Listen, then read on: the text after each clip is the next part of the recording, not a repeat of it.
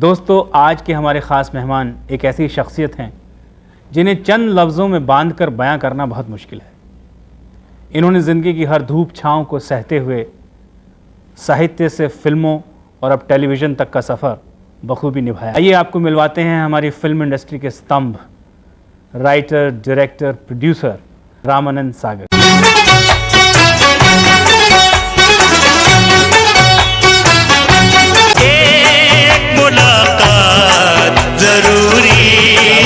आपका स्वागत है।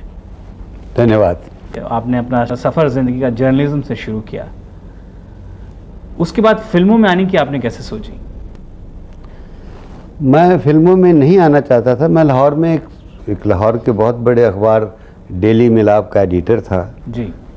तो महबूब साहब ने जब नाम हुआ था तो बुलाया भी कि मेरे पास आके लिखो। मैंने कहा यार फिल्मों में लिखूंगा नहीं, राइटर होके पैसे नहीं कमाए जा सकते थे।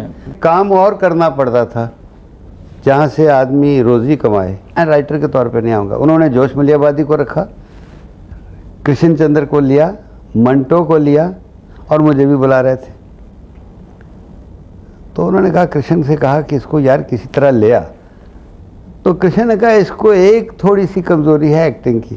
उन्होंने कहा अच्छा बाई चांस उस वक्त तो भगवान श्री कृष्ण का प्रोजेक्ट था पृथ्वीराज संयोक्ता के बाद।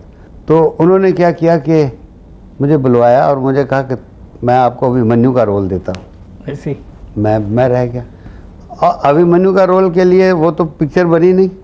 जी। लेकिन वहाँ हैं हम 4-5 जने अभी इकट्ठे। अब रातों को महफिल जमे, स्टोरी डिस्कशन हो, ये हो, खाना पीना इकट्ठे हो, तो फिर तो वो काम तो हुआ नहीं। लेकिन इसमें तो मैं लगा रहा। पार्टीशन से पहले जब मैं वापस गया, उस वक्त बड़ी मुश्किल से बीवी बच्चों को लेके मैं लाहौर से अमृतसर के आने का रास्ता जो था उसमें ट्रेनें कट रही थी। तो मैंने सोचा कि मेरे बीवी बच्चे साथ हैं, कुछ हम साहब भी थे, तो हमने एक प्लान किया कि उल्टे रास्ते जाओ। तो लाहौर से हम जम्मू चले गए। जी। तो जम्मू जाके हम कश्मीर चले गए और कश्मीर में मैं ठहरा। और वहाँ मैं उन दिनों एक नावल लिख रहा था अपना, और इंसान मर गया, अभी आधा लिखा हुआ। जी, मैंने सुना है कि वो पार्टीशन के ऊपर उससे बेहतर कोई नावल आज तक नहीं लिखा गया।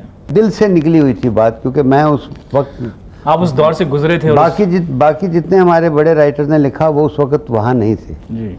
वो जंग के अंदर नहीं थे, वो अपने ड्राइंग रूम में बैठ के लिख रहे थे अखबार पढ़ के। जी। मैं उससे गुजरा था, भूखे रहे थे हम। और जब पहले दिन रोटी मिलती थी कहीं, प्रेम सागर आज इतना बड़ा फोटोग्राफर है, इतना बड़ा नाम है इंटरनेशनल उसका। जी। और मुझे याद है बहुत छोटा था तो किसी दूसरे से रोटी मांगने चला गया, भूखा था 4 दिन से। तो इसकी माँ ने इसे बहुत मारा। और मुझे ये डर था कि कहीं ये साइकोलॉजिकल पॉइंट इस बच्चे के दिल में ज़िंदगी भर ना बैठा रहे कि ये भूखा रह गया। जब मैं दिल्ली पहुँचे हम लोग, तो सबसे पहला मैंने काम किया कि कुछ जेवरों को बेच के बीवी के, तो बच्चों के लिए बहुत सारी मिठाइयाँ, बहुत सारे खाने लेके आए।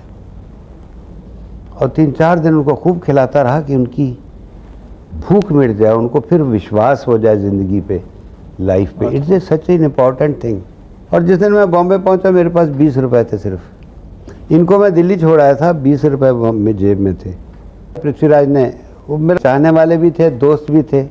एक ऐसा इमोशनल इंसिडेंट है शशि कि खाने के बाद हम बाहर, वो कॉलेज बैक रोड पे, आज भी उनका वहीं फ्लैट है।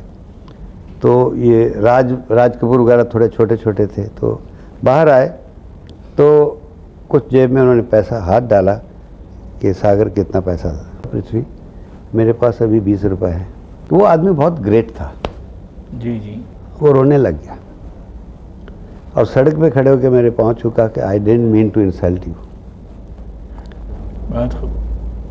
तो मैंने कहा पृथ्वी, इंसल्ट की बात नहीं, बात यह है कि एक अल्टीमेटली मैं इंसान हूँ, तो कहीं लग जाती है बात। तो उसने मुझे एक सेंटेंस कहा, कहता है एक बात मुझे बता, अगर मैं इस हालत में कहीं से आता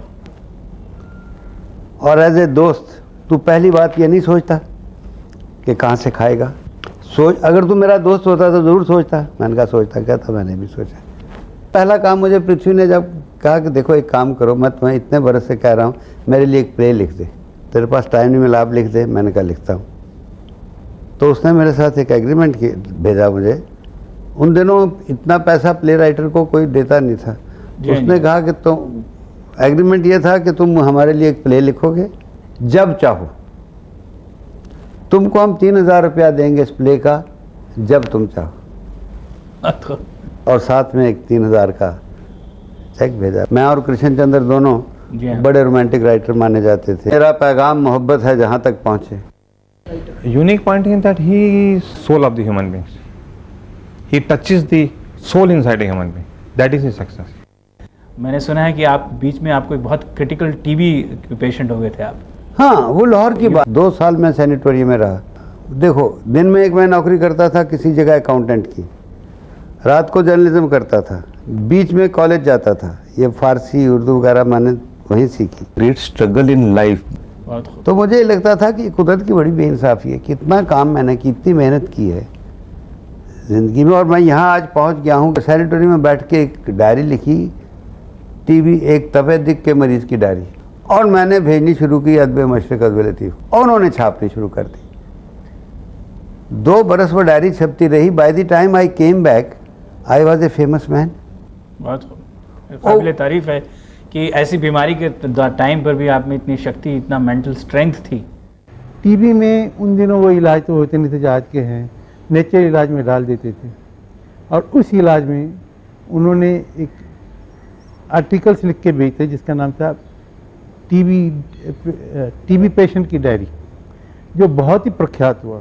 फिर उन्होंने जोहार बाटा लिखा, आईना लिखा नावल। मैं तो समझता हूँ कि राइटर और शायर का सबसे बड़ा फ़र्ज़ ये होता है कि इंसानियत को रास्ता दिखाता है, उम्मीद दिलाता है, उसकी होप मरने नहीं देता है, उसके अंदर खूबसूरती पैदा करता है, गरीब आदमी को भी इश्क करना सिखाता है। जी। मेरे आज तक का सारा काम जितना फिल्मी काम है या लिटरेचर का काम है, आप देखेंगे पॉजिटिव दी बेस्ट एस्पेक्ट, इंसानियत के बेहतरीन पहलू। आपको बरसात पहली फिल्म यहाँ पे लिखने के लिए मिली, आपके ताल्लुकात चूँकि पृथ्वीराज कपूर साहब के साथ थे, और बरसात became a very big hit.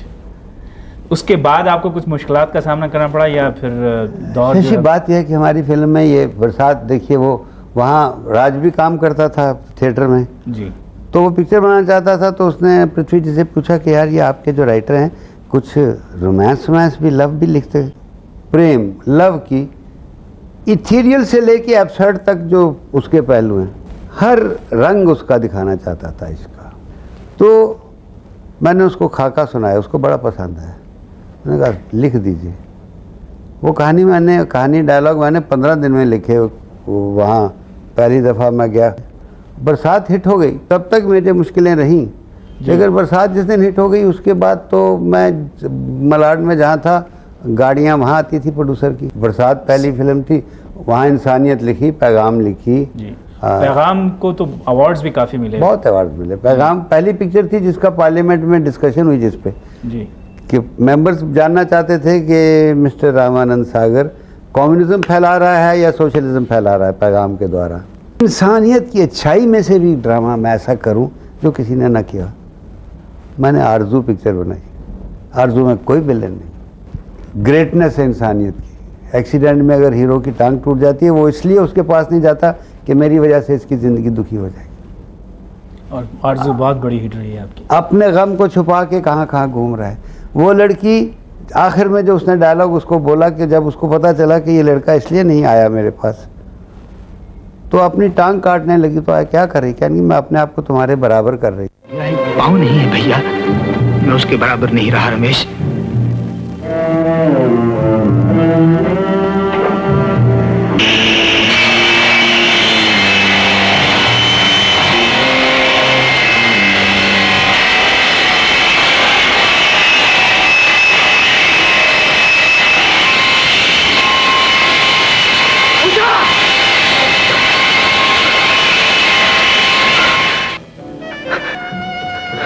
ये क्या कर रही तुम? अपने आप को तुम्हारे बराबर कर रही थी, ताकि हम दोनों में कोई फर्क न रहे, कोई दूरी न रहे। प्रोड्यूसर बनने का कैसे आपके जहन में आया? आप बहुत सफल राइटर थे। राइटर को एक हमेशा घुटन महसूस होती है कि जो मैंने कहा है वो डायरेक्टर ने ठीक तरह नहीं किया। शायद मैं बेहतर कर पाता इससे। नहीं, डायरेक्टर की अपनी मजबूरी होती है जी। उसकी टेक्निक अपनी है कैमरे की, वो अपनी टेक्निक यूज़ करता है। एक्चुअली फिल्म बनाता है जब तो वो डायरेक्टर बनाता है, वो कैमरे से लिखता है फिर रीराइट करता है। जी जी। ये था कि खुद बनाइए। बातों का सिलसिला इतनी जल्दी ख़त्म नहीं हो सकता, हम जारी रखेंगे इसी प्रोग्राम। तब तक के लिए नमस्कार।